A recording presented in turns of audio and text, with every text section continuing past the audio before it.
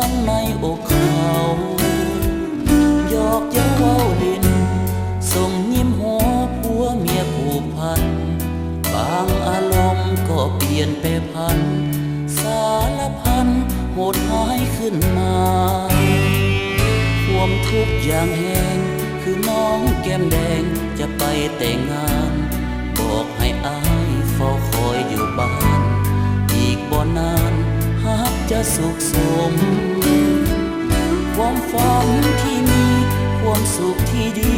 มีแต่ขาลมเจ้าภาคหักไปบ่สน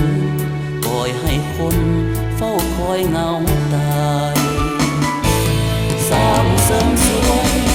ร่ำรวยได้เป็นเศรษฐีพ่อแม่ของน้องโชคดี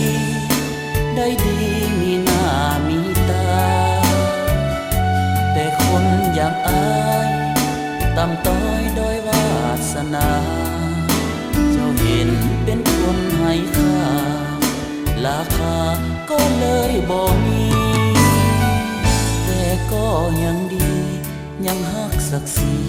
ยังมีน้ำใจสร้างเสริมสวยเจ็บซ้ำเมื่อใด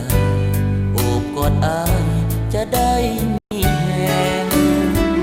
บางครั้งบางที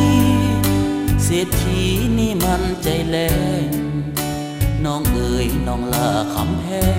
อ้ายคนขายแหงแพงน้องคืนมา